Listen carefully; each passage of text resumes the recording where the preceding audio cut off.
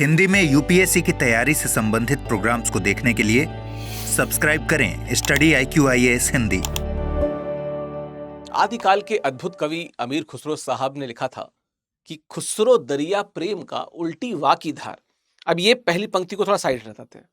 दूसरी पंक्ति है, जो उतरा सो डूब गया, जो डूबा सो पार। दूसरी पंक्ति की अगर हम बात करें तो पिछले 30-40 वर्षों के भारत के राजनीतिक इतिहास में बहुत ज्यादा बात किया गया है। बार बार कहा जाता है कि अगर ये हो जाए तो पूरा भारत सुधर जाए, भारत का समाज सुधर जाए, भारत में कोई दुश्वारियां ना हो। भारत का जब संविधान बना तो इस बात को भारत के संविधान में भी वर्णित किया गया था, लेकिन आज के समय में अगर आप देखें तो बहुत विरोध भी होता है।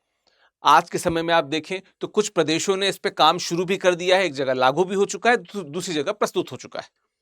लेकिन अगर मैं अभी भी कहूं कि बोन ऑफ कंटेंशन ये टॉपिक बना हुआ है तो इसमें कोई दो राय नहीं होगी। मैं बात कर रहा हूं यूसीसी की, यानी कि यूनिफॉर्म सिविल कोड की। निश्चित तौर पे विश्व के बहुत सारे देशों में यूसीसी जैसी चीज है। भारत में भी यूसीसी की बहुत वकालत होती है और एक बड़े पैमाने पे देखें तो इसमें कोई बुराई नहीं है, बड़े स्तर पे अच्छी बात है। लेकिन अगर आप पिछले कुछ वर्षों में विभिन्न रिपोर्ट्स की बात करें, जैसे आप 21वें विधि कमीशन की बात करें, आप 22वें लॉ कमीशन विधि आयोग की बात करें बेसिकली, तो 21वें ने कहा कि इसकी कोई जरूरत नहीं है, 22वें ने कहा कि नहीं। बात तो है।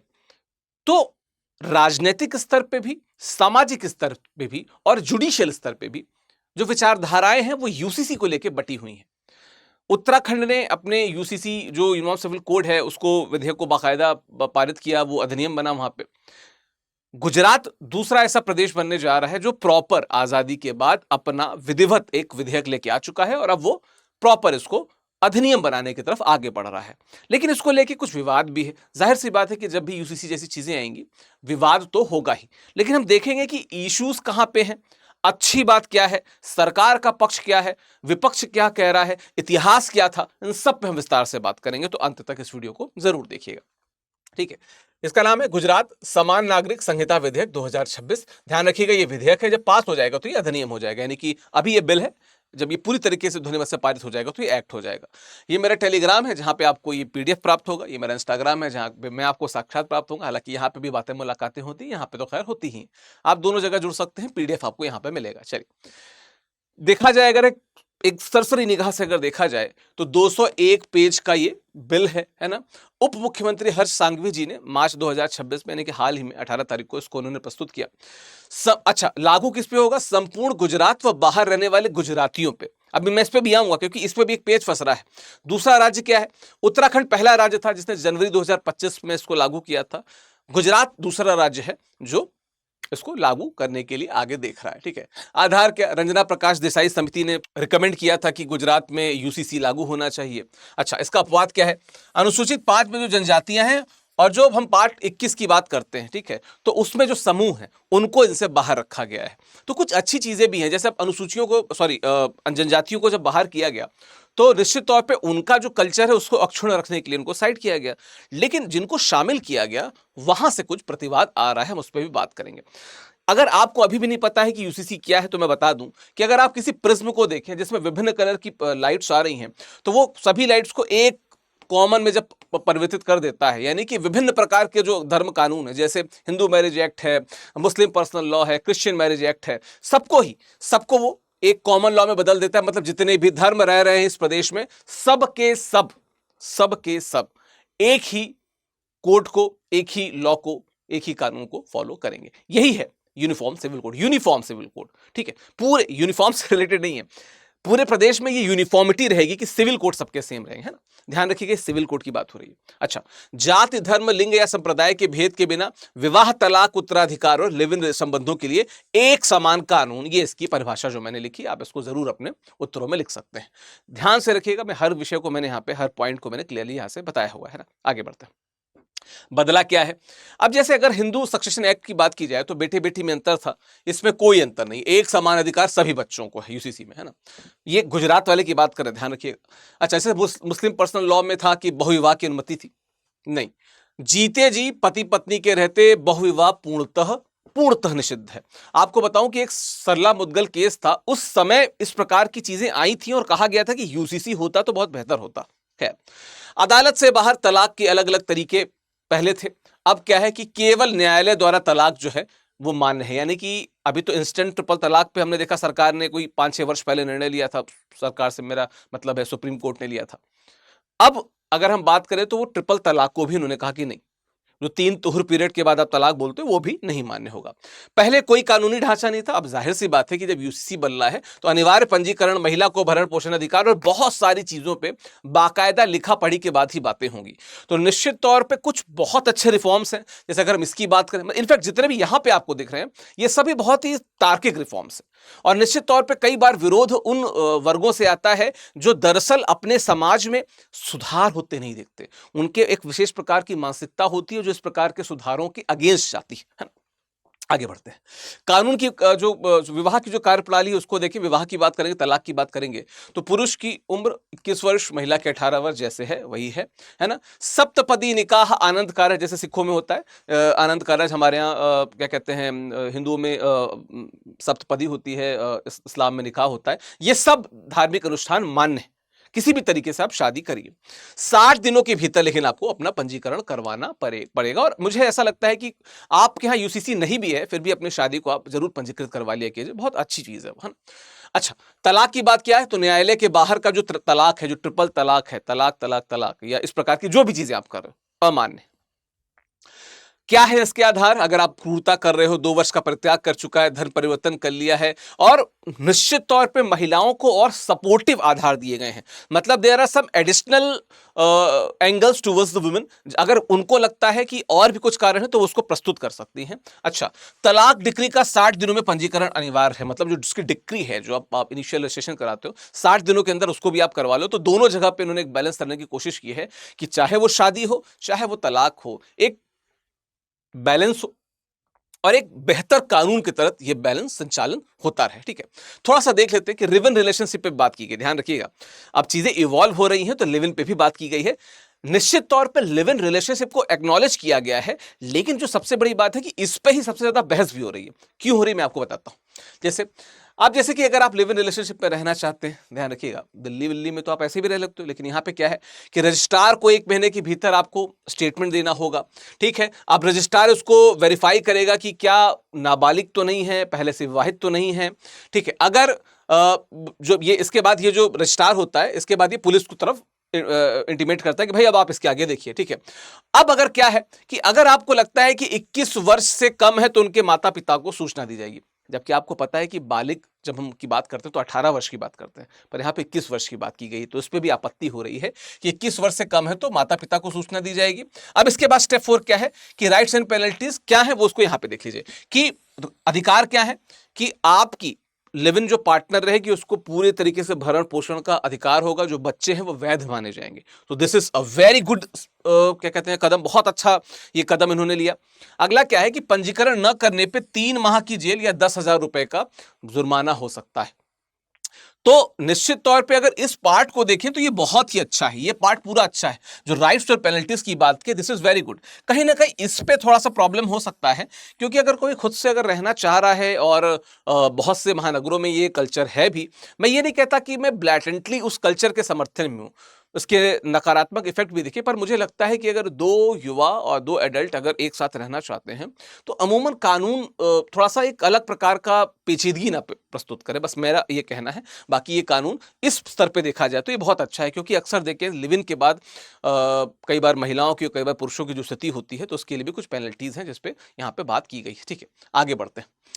उत्तराधिकार, बहुत अच्छे से इसमें कुछ चीजों को कवर किया गया है। जैसे समान अधिकार किए गए क्या कि अगर बिना वसीयत की कोई संपत्ति है, ठीक है, तो पति पत्नी, माता पिता या जो उनसे रिलेटेड जो उनके जो बच्चे हैं वो क्या है, वो प्राइमरी उनको ही जाएगा। सारा जो इसका संपत्ति का जो बटेगा वो इक्वली सब में जाएगा। अच्छा, अगर कोई बेटा शारीरिक या मानसिक रूप से विकलांग है तो पहले क्या होता था, सक्सेशन एक्ट में क्या होता था कि उत्तराधिकार प्रभावित हो जाता था, लेकिन अब क्या है कि नहीं, अब वो भी उत्तराधिकारी माने जाएंगे। हो सकता है उनके वेलफेयर के लिए पैसा लगा दिया जाए। अच्छा, अगर कोई ऐसा आपका मतलब बच्चा है या कोई भी है, स्पाउस है, अगर वो हत्या का दोषी है तो उसको उत्तराधिकार नहीं मिलेगा, मतलब उसको संपत्ति में समान अधिकार नहीं मिलेगा। After the person is past, ठीक है। तो ये सारी चीजें आप देख लीजिएगा, पास्ड अवे, ठीक है, ठीक है। चलिए थोड़ा सा हम अगर यूसीसी का ऐतिहासिक संदर्भ को देख लें तो इतिहास कहां से शुरू होता है। तो आप सबको पता है कि जब ब्रिटिश भारत के समय हम लेक्स लॉ की रिपोर्ट की बात करते हैं, आपको पता होना चाहिए कि 1833 में जो भारत का पहला जब भारत परतंत्र था, तो गुलाम भारत का जो पहला विधि आयोग था उसकी स्थापना की बात शुरू होती है। जो मैकॉले साहब होते हैं उसके अध्यक्ष बने जाते हैं, बहुत सी रिपोर्ट्स आती हैं, आईपीसी बनती है, सब इन्होंने किया। तो जो लेक्स लॉ की रिपोर्ट थी उसने बात किया कि भारत में जो नागरिक और आपराधिक जो कानून है उनमें एकरूपता हो, तो पहली बार यहां पे बात होती है। खैर बातें चलती रहती हैं, भारत आजाद होता है। आप सबको पता है कि 48-49 में संविधान सभा में इसको लेके बहुत बहस हुई। बी.आर. अंबेडकर साहब बहुत समर्थन में थे यूसीसी के कि यूसीसी हो। उस समय अगर देखा जाए तो मोहम्मद इस्माइल साहिब थे, वो इसके विरोध में थे। लेकिन अनुच्छेद 44 में यानी कि डीपीएसपी में यूसीसी को जोड़ा जाता है। 1985 में हम सबको पता है कि शाहबानो केस था, जहां पे जो भरण पोषण की बात थी और वही ट्रिपल तलाक और छोड़ देने की बात, तो सीआरपीसी मेरे ख्याल से 125 धारा 125 के तहत जो मुस्लिम महिला थे उनको भरण पोषण का अधिकार मिलता है। संसद ने खैर उसको पलटा, इस कारण बड़ी लानत मलानत भी हुई। आपने खाद में मूवी भी देखी होगी, जो मुस्लिम वुमेन एक्ट 1986 है उसके द्वारा संसद ने उसको पलटा भी। तो ये भी चीजें देखने को मिली। अभी मैंने सरला मुद्गल केस की बात की थी 1995 का, यहाँ पे भी ये था कि हिंदू पुरुष, यहाँ पे क्या कहते हैं कि जो हिंदू पुरुष है वो अगर इस्लाम कबूल करके दूसरी शादी करना चाह रहा है तो ये मान्य नहीं होगा। और यहां पे भी यूसीसी की जरूरत पे बहुत ज्यादा बल दिया गया था। इनफैक्ट अगर मैं कहूं तो लिली थॉमस केस जो 2000 का है उसमें भी कहीं ना कहीं बात की गई थी। 2000 का केस है लिली थॉमस का, वर्ष 2000 का, जहां पे भी यूसीसी को बहुत क्या कहते हैं महत्व प्रदान किया गया था, ठीक है। 2018 में जो 21वां विधि आयोग था उसने कहा कि यूसीसी ना आवश्यक है ना वांछनीय है, भारत में इसकी क्या जरूरत है। लेकिन जो 22वां विधि आयोग था, ठीक है, जो 22वां विधि आयोग था उसने कहा कि नहीं, इस पे बात हो सकती है, डिस्कशन हो सकता है। खैर 2025 में उत्तराखंड पहला भारत का राज्य बना जिसने यूसीसी को अपनाया। आप सबको गोवा के बारे में भी पता होगा, उसका यूसीसी क्या कनेक्शन है जरा कमेंट बॉक्स में बताते जाइएगा, ठीक है। तो अब गुजरात ने भी विधेयक पारित कर दिया है, निश्चित तौर पे ये बाद में अगर होगा तो अधिनियम में बदल सकता है, ठीक है। थोड़ी सी बहस को देख लेते हैं। पक्ष क्या कहता है? पक्ष कहता है कि निश्चित तौर पे लैंगिक समानता की बात की गई है, महिलाओं के लिए समान अधिकार की बात की गई है, हम लिव इन रिलेशनशिप की बात करें, हम जो उत्तराधिकार के जो सक्सेशन है उसकी बात करें, हर जगह पे महिलाओं को, या इवन तलाक की बात करें, शादी की बात करें, एक प्रकार से एम्पावर किया गया, which is very good thing, है ना। ट्रिपल तलाक जैसी कुप्रथाओं का अंत हो जाएगा गुजरात में। राष्ट्रीय एकता और धर्मनिरपेक्षता को बल मिलेगा, निश्चित तौर पे कानूनी जटिलताओं में कमी होगी क्योंकि एक ही नियम रहेगा, वही सब पे लागू होगा। विपक्ष का कहना है कि धार्मिक स्वतंत्रता अनुच्छेद 25 से 28 से संभावित टकराव है। यद्यपि मैं अन्य वीडियो जब करता हूं तो मैं कहता हूं कि हाँ ऐसा कई बार दिखता है। जैसे कल मैंने जो वीडियो किया था, 2 दिन पहले जो वीडियो किया था, उसमें मैंने इसकी बात की थी कि हाँ ऐसा हो सकता है कि इसका मिसयूज हो। पर मुझे लगता है कि अगर किसी धर्म में महिलाओं के साथ व्यवहार सही नहीं हो रहा है तो वहां पे उस धर्म को रैशनली थोड़ा सोचना पड़ेगा, है ना। बहुलवादी समाज में एकरूपता थोपने का भय है। अब भाई हम लोकतंत्र में जी रहे हैं, रूल ऑफ लॉ की बात करते हैं, तो कानून थोपने जैसा कुछ तो नहीं है। पर हाँ मुझे ऐसा लगता है कि जो भी वर्ग हैं, जो भी हितधारक हैं, स्टेक होल्डर्स हैं, सब पे बात हो जानी चाहिए, है ना। अल्पसंख्यकों की सांस्कृतिक पहचान को खतरा, मुझे ऐसा लगता है कि जिनकी सांस्कृतिक पहचान को ज्यादा खतरा था यानी कि जनजातियां, उनको ऑलरेडी अलग कर दिया गया है। और अगला क्या है कि जनजातीय प्रथागत विधियों पर असर, मुझे ऐसा लगता है कि इस पर उतना असर नहीं पड़ेगा क्योंकि खुद इस बात का बहुत ज्यादा ध्यान रखा गया है, ठीक है। ओवरऑल आपको लगता होगा कि सर बहुत बार क्या कहते हैं किसी चीज का पक्ष या इस प्रकार की सॉफ्ट कॉर्नर रखते हैं, पर मुझे लगता है कि इस प्रकार के कानून कई बार स्वीकार्य होने चाहिए, है ना। हाँ ये जरूर है कि हितधारकों को जरूर शामिल कीजिए, ऊपर ऊपर अपने मन से पारित इसको मत कर दीजिए, ठीक है। मैं वही बात कह रहा हूं जो भारत सरकार या एक सिविल सर्वेंट को कहनी चाहिए, ठीक है। अब क्या है इसका अगर देखा जाए तो क्या दृष्टिकोण है, क्या संवैधानिक तनाव आ सकता है? बिल्कुल आ सकता है। डीपीएसपी बना मौलिक अधिकार, मैंने डीपीएसपी में अनुच्छेद 44 की बात करते हैं, मौलिक अधिकारों में 25 से लेकर 28 की बात करते हैं, दोनों आमने सामने आ जाएंगे। और ये पहले भी जब भी यूसीसी की बात होती है ये सामने आ जाएंगे। राज्यों के अपने यूसीसी से टकराव आ जाएगा। अब जैसे इसमें क्या है कि भाई देखो महाराष्ट्र में नहीं, अगर मान लो कि गुजरात का कोई व्यक्ति है वो महाराष्ट्र में रह रहा है तो उस पर क्या लागू होगा? महाराष्ट्र का जो कानून चल रहा है वो लागू होगा, गुजरात वाला लागू होगा? इस प्रकार की चीजें भी इसका प्रश्न का उत्तर से मिला नहीं है इसमें। अच्छा, निजता का अधिकार यानी कि राइट टू प्राइवेसी, इसको एक अच्छे तरीके से स्वीकार भी किया गया है, लेकिन उसमें जो कंडीशन लगाई गई है, शुरुआती कंडीशन, वो थोड़ी सी नकारात्मक है। एंड उसका सही है कि भाई हाँ, भरण पोषण का अधिकार है ना। और जनजातीय संरक्षण की बात की जाए तो ट्राइबल एक्सेप्शंस, सांस्कृतिक पहचान बनाम एकरूपता पे बड़ा जोर दिया गया है, लेकिन फिर वही बात कि इस पे भी कहीं ना कहीं बहस संसद में, विधानसभा में इस पे बहस होनी चाहिए। ठीक है, संवैधानिक कोण देखा जाए तो अनुच्छेद 44 डीपीएसपी कहते हैं कि राज्य एक समान नागरिक संहिता प्राप्त करने का प्रयास कर सकता है ना। अच्छा, अनुच्छेद 25 से 28 कहते हैं कि धर्म की स्वतंत्रता का अधिकार है और धर्म को किस प्रकार से किसी को पालन करना है उसकी स्वतंत्रता का भी अधिकार है। तो ये दोनों एक दूसरे के अगेंस्ट में आ जाएंगे। अनुच्छेद 14 और 21 क्या कहते हैं कि समता का अधिकार और गरिमा में जीवन का अधिकार विशेषता महिलाओं के लिए होना चाहिए। ये यूसीसी के पक्ष में है, ये यूसीसी के थोड़ा सा अगेंस्ट में जा रहा है ना। तो इस कारण अब कुल मिला के अगर आप देखेंगे तो पलड़ा इसका ज्यादा भारी लग रहा है, क्योंकि अगर धर्म में कुछ चीजें रैशनल नहीं है तो रैशनलिटी की तरफ उन्हें आगे बढ़ना चाहिए। सर्वोच्च न्यायालय का रुख क्या था कि धर्म की स्वतंत्रता केवल धार्मिक अनुष्ठान पे लागू होती है, सांसारिक मामलों यानी कि विवाह संपत्ति पे नहीं, अतः यूसीसी न्याय संगत है। और जो सर्वोच्च न्यायालय का यहां पे रुख है, मुझे लगता है ये बहुत ही तर्कसम्मत रैशनल है, इसको फॉलो किया जाना चाहिए। ठीक है, थोड़ा देख लेते हैं। अब इसके अगर विरोधाभास को देखें तो अच्छी बातें क्या है, लिव इन को कानूनी ढांचा मिला, लेकिन वही शुरुआती जो इफ्स एंड बट्स लगा दिए गए उसमें दिक्कत है। महिलाओं को भरण पोषण की गारंटी है, वेरी गुड अटेम्प्ट। ठीक है, बच्चों को वैध लेजिटिमेट का दर्जा प्राप्त लिव इन रिलेशनशिप में बहुत अच्छा किया है, लेकिन जब अनिवार्य पुलिस सूचना को कर दिया गया तो निजता के अधिकार का उल्लंघन नहीं है। भाई 18 साल से ऊपर आपने 21 साल की उम्र कर दी है, विच इज शॉकिंग। 21 वर्ष से कम आयु में माता पिता को सूचना, 18 वर्ष से ऊपर को जब एडल्ट कहते हैं, वो यूनिवर्सल एडल्ट फ्रेंचाइज के तहत वोट कर सकता है, तो हम 21 वर्ष का ये समय सीमा क्यों थोप रहे हैं? कहीं ना कहीं इस पे भी मैं मानता हूं कि 16-17 साल पे एक बार बात कर लो, 21 साल पे तो थोड़ा सा ये क्वेश्चनेबल है, इस पे बात हो सकती है। संघवाद का प्रश्न क्या है कि विवाह और उत्तराधिकार अनुच्छेद 246 में है ना, समवर्ती सूची में है, इसलिए राज्य स्वयं का यूसीसी बना सकते हैं। अब यदि गुजरात का निवासी महाराष्ट्र में जाकर बस जाए तो उस पर कौन सा लागू होगा? पर्सनल लॉ लागू होगा या गुजरात का यूसीसी लागू होगा? बड़ा प्रश्न है, इस प्रश्न पर विचार किए जाने की जरूरत है। यह स्थिति अलग अलग राज्यों में अलग अलग संहिताओं के कारण कानूनी जटिलता यानी कि इंटरस्टेट कॉन्फ्लिक्ट पैदा कर सकती है, ये स्थिति पैदा कर सकती है। ठीक है, चलिए जनजातियों का अपवाद क्या कि पहचान का संरक्षण, अनुसूचित 5 में जो जनजातियां हैं उनको प्रॉपर संरक्षण दिया गया, विच इज वेरी गुड कदम। ठीक है, बहुत अच्छा कदम है बेसिकली।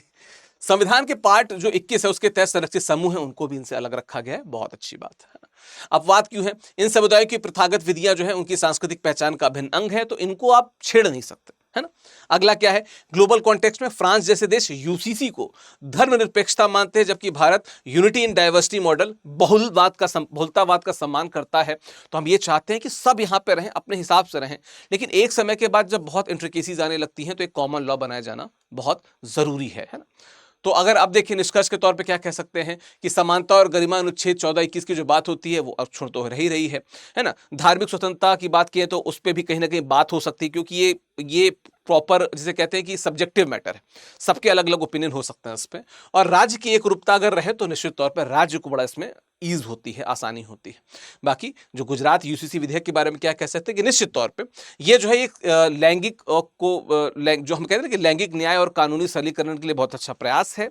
हाँ, ये जरूर है कि स्टेक होल्डर से बात की जानी चाहिए और एक बेहतर कंक्लूजन की तरफ आए। निश्चित तौर पर कुछ चीजें बहुत अच्छी हैं जिन पे सरकार को आगे बढ़ना चाहिए, लेकिन कुछ चीजें जो जिन पे विवाद है उन पे बात भी करनी चाहिए। ठीक है, तो आपका इस पे ओपिनियन क्या है मुझे बताते जाइए। लेकिन जो मुझे आपको एक और चीज बतानी है वो ये, देखो यार, पिछले लगभग 16 वर्षों से मैं यूपीएससी की फील्ड से जुड़ा हूँ।